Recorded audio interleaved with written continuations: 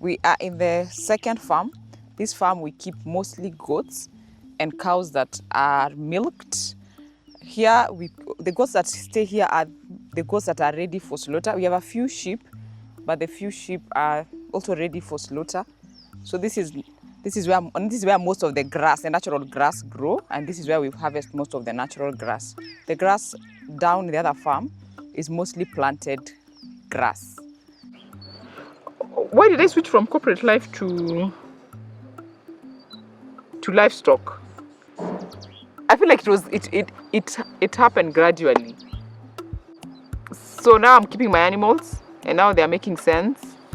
And then now you start looking for a market because your animals are in a good condition throughout the year, whether it's raining, whether it's drought. So in between, when I started doing that, I now started having people who. The thing about the pastoral community, it's a see and do.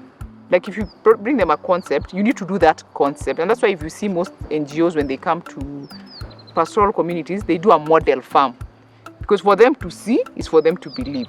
So now they see that, okay, so this girl, her livestock are not, in fact, they never say this girl, they used to say my dad's. So this old man, his livestock are not dying during the drought. What are they doing? My dad is like, I have no idea. Let me introduce you to my daughter. The fencing here is a bit different. You see, it's more secure because here we have a lot of wild animals, but not necessarily the big wild animals. The hyena and the jackals are very many here. So you find that we have to protect them more than the other ones. So we have different layers. We have different, we use offcuts or wood so that it's very hard for the hyena, especially hyenas are very prone here, very hard for them to dig around and come under. So that's why you have, and then also because of the jackal can jump, so then you put it a bit higher than the other one. So we start doing and we start walking this journey with them. And then the complaint come is that, you know what, even during the drought, because remember I told you it was an emotional, during the drought there's a perception of drought, so our prices are still going down, yet we have a fantastic condition of animals. So I said, oh, give me a minute, let me think through it, let me see what to do. So I then approached a few people and said, we have good livestock throughout the year. Are you able to take them? So this gentleman started taking a few. So he will take them, but as live animals, and he go and slaughter them. So come COVID, I don't know what happened. He was affected and he decided to relocate, to go back to the US where his family was. But we still have our livestock. And so as I'm trying to reach out, he said, oh, Rayan, I left, but this is where I normally supply your meat. So if you can turn them into the meat, I will introduce you to so-and-so and you're able to supply the meat.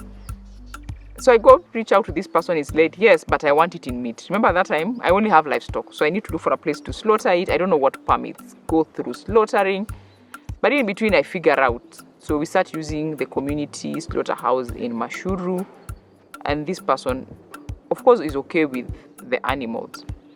But also what happened at that time during COVID is the livestock market was closed because of the distancing. And people know this area, there's a certain farmer who has good animals. So now there's increase. People are coming to buy live animals. In between, I thought, maybe I need to focus on this. Maybe I just need to focus on this and do it. So I remember telling my husband, by the way, when people go back and people are working are going back to work fully, I don't think I'll go back. And he's like, well, anyway, you've been saying you'll do these things, so maybe it's just do it. So I started doing it.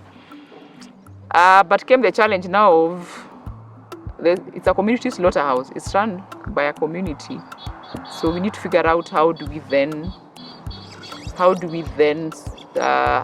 slaughter, because the community slaughterhouse is one, there's a day you'll go, they don't have water, there's a day you'll go,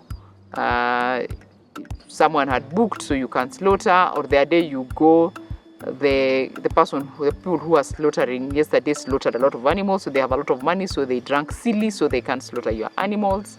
So just becoming a lot of dynamics that eventually we thought, what do we do? So what happened that time is we stopped the livestock. We stopped the slaughtering of the cows, and we started slaughtering the small goats, the small livestock, the goat and sheep. So what we did is we created a shed, just a slaughtering shed. We said what is needed, an animal inspector, a livestock inspector. What else is needed? Water. We have all this.